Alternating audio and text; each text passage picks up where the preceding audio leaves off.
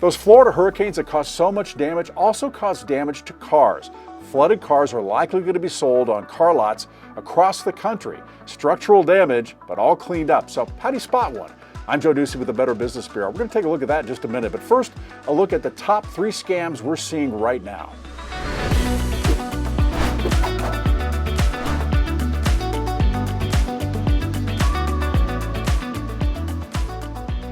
Number 1, debt collectors calling and threatening people, saying that they're going to go to jail or they're going to get these huge fines if they don't pay up.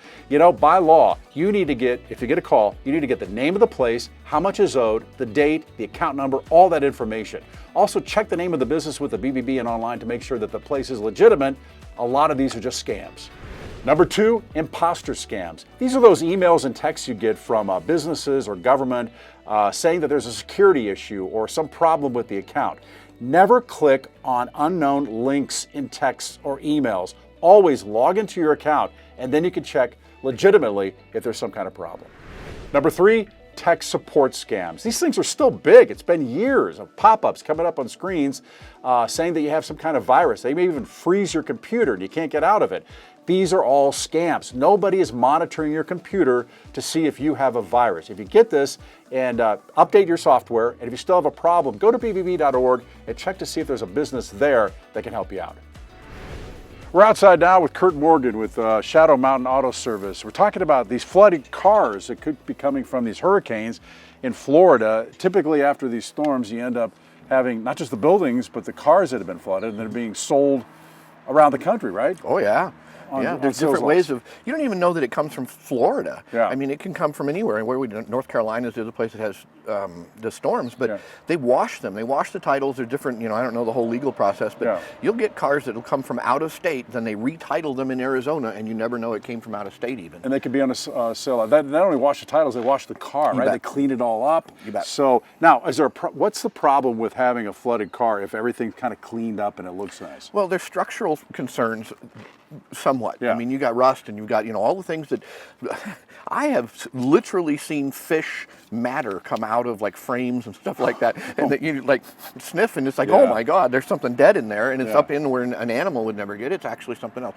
Your main concern is the electronics, though. It's you have that where there's oh sure later on there's going to be discoloring in the carpet and whatever, but the big thing is it's like dropping your phone in the pool or something. Sometimes it works for a little while, sometimes it doesn't. So you could actually drive the car off the lot, everything looks fine, but it might be later when you're going to see all these problems, and you wouldn't have wanted to buy the car in the first place. It could happen a year later that you could have those problems. So I guess it's using your senses, right? Your eyes, your smell, all those things. Let's go over. Kurt's going to show us a little bit about some things that we can maybe look for here, and then talk about the electronics. So what are some things that maybe people could actually do to possibly see if there was some damage? Let's start with that. Let's start with some of the things that you're going to look for. Like you get into the engine compartment, and right here is the main fuse box on this thing right here, and you see that there's some debris in there. Yeah.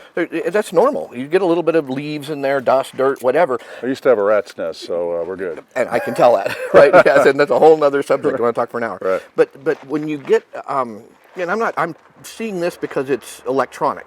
You can pull these fuses out. Yeah. I don't have the fuse puller here. Right. Yeah, well, probably missing. But the relay right there, you will see in the contacts that they will get corrosion on them. Okay. It's a white powdery looking thing from dissimilar metals, and then the water gets in there and it causes a chemical reaction. So, but you can do that, pull this out and look at something like that. You'll want it back in the way it came out so that it works. Right. Well, you'll find out later on when the car dies. Yeah. But a lot of times what you do is in those areas, just there and here and other areas, you will see residual. I mean, it should never be sand and mud and stuff there. The only way that gets there is if it's underwater and that stuff gets in there that way. And you can look at the electrical, you don't even have to pull stuff out to look and see if there's corrosion built up on the electrical connections there. Okay, all right. So you should actually ask this if you're looking for a car, a used car. I would think in the next few months you might want to have them go in there, because a lot of people aren't going to ask for that. They're not going to say, I'm looking for a car. Hey, can we check the you know. But that's a part of a pre-purchase inspection. Yeah. If you're buying a car, I'm such a huge proponent of a pre-purchase inspection. If you're one of my customers and you're going to buy a car, I do it for free. Okay. Because I don't want you to come in and go, I bought this brand new car. Shadow Mountain, man, bring it in for free. Well, you're going to line up. if you're one of my existing customers, if you're not, then it's a couple $100. Yeah, But I'm just saying that I want my customers to not wind up, because I've had it so many times, and my heart sinks. You know, I'm going to make a lot of money off of you, and it's not the way you really feel. Everybody good goes, oh man, here's this guy that I really like, and he bought this car, and look at the problems with this car. You know, you're underneath it, and you're going, oh my God, look at the problems with this car. Yeah. So on something like this, I think a good pre-purchase inspection with somebody who knows what they're doing, and there's a difference. It covers everything. Of course, I'm looking for flood damage on every car. It's a big issue right now, but I'm looking for that on every car. I'm looking for other stuff. You tie into the computer system. This is a big part of it with a scan tool, or your own shop computer. And what you do is get in there and look to make sure all the modules are communicating. All the modules are saying that, hey, I'm fine. And could flood damage cause that 100% to break that? 100%, and it happens all the time. We have communication failures and all that stuff. There's a data bus, more than anybody wants to know, but there's an actual communication line where all of the modules, and sometimes there's 50, 80 modules, little modules, the doors and everything have their separate modules, stuff like that. And if you see them offline or having a problem communicating, bam, you express that as a concern. You're maybe not tracing that down at that moment, and it doesn't necessarily mean that that's a problem, but it sure is an indicator. What else? Anything in the engine that you can think of here? We're going to go through the car a little bit. Same thing. You just brought it up, and it was perfect. We're using all of our senses. When we go and look at this stuff, we're smelling. I mean, your water, the algae and stuff like that that's left behind by water will smell after it's been for a while. And maybe inside the cab, like in the carpeting and that kind of smell. Right, and that's what you absolutely. You're under the carpeting. This has got just floor mats, but you can actually get up in here, pull the the trim panels off. I mean, a lot of times with your hands, and look up under here and here. If I'm really suspicious, a lot of times I'll pull a door panel if it's an easy door panel to pull, or just look in there, because it's not that the damage just happens there. It's this one just happens to be that's where people don't clean it up. Yeah. If it's a used car lot or somebody that's trying to pass something off as being a pristine car. That's the key. Yeah. Because a lot of the stuff, the obvious stuff, they're going to clean. Right. But it's the non-obvious stuff that you have to go look at. And those areas there, I like to look. I like to get in here. These are the panels that I like to take off. Are these things in here? Anything that you can get in here? Well, these would take tools. So this one, you can't, but just a little bit to pry and pop a couple of those things off, or look in there and see what we can get. How about here? So even down in here. What happens is what are you looking for? You're looking for? I'm not just looking in that case. If I'm pulling some of those panels off, I'm not just looking for water damage. I'm looking for, that's where body damage doesn't get fixed. They'll fix the outside, but when you can look at that stuff from the inside, you can see where it's been fixed. You can see where the damage is. You can see all kinds of things that they never fix. Oh, things don't line up possibly, or underneath. Yep. Okay. Also, I guess another thing we talked about, I think at one time, was the tracks, like in the car, like for sand or I mean, I know that's obvious stuff, and you may not see it, but is that also important? I mean, is that something that you can look for there? Absolutely. So it would be like in the tracks of the car, like down in here, because that's probably not where they're going to do much. They're not going to blow that stuff out.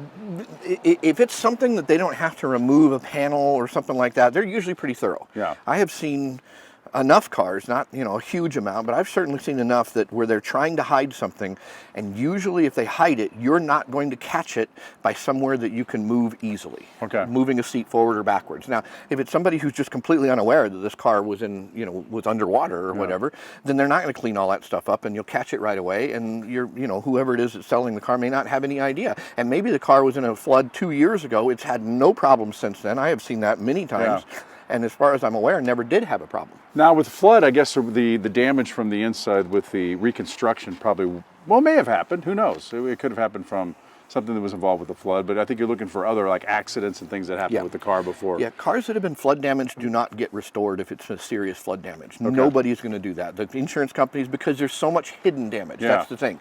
If you say, okay, it's $10,000 worth of electronic modules and wiring and all that other stuff, okay, great, car's worth $30,000, you'd think you'd do that, but the $20,000 of hidden damage that you're not going to see comes back to bite the insurance companies. They know that, and they will not pay to restore a seriously damaged flood car. And once again, why is it so important that you make sure that this happens? Because you may not notice a problem for a period of time. Right, exactly. Could it be a year? Could it be a couple easily. years? Could be a couple of years. And then you notice, like, what could possibly happen that you would think, electronics start getting fuzzy. First thing you'll notice is you'll get a check engine light. Check engine light. Because check engine light covers so much stuff. There's literally more than 3,000 codes.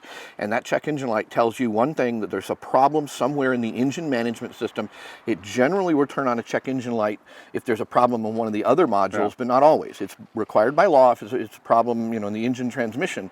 But a problem with the BCM, the body control modules, any of the modules that control your sound system, any number of things. And any one of those modules could be damaged, and it won't necessarily show up as a check engine light or something. What you'll get is weird electrical problems. The battery's dead for no reason one day, and then it's not for 2 weeks, and it is again one day. You'll have lights that don't work. You'll have mirrors and windows and stuff like that just work intermittently, and it goes downhill from there. Then it'll start being worse and worse. And I know people are like, well, that's going to be hard to be able to check, but I mean, I guess the most obvious thing. So if you're getting a car, we're going to go over this one last time. You're going to get a car. You're looking, and right now you should be maybe thinking, or maybe in the months ahead, probably thinking about possibility of flood damage on your car. Yep. You want to, first of all, I guess, smell it, right? To see if there's a musty smell inside. Because it could be in the carpeting or these things, correct? And they'll take the carpeting out and wash it and clean it and whatever, but they can't get into the little nooks and crannies where that stuff builds up. You bet. Okay, so look for that. Look for sand. Look for rocks, that kind of little stuff. Sand, that could mud, possibly be there. Odd bits of plant matter that's not, something that you track in from, being up north or here. Okay. All right, that's great. Curt, really appreciate it. Curt Morgan with Shadow Mountain Auto Service. Thanks for your help, and hopefully you'll avoid a flood car.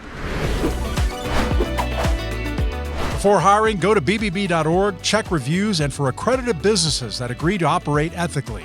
And see all my podcasted videos, joeknowsbetter.bbbcommunity.org.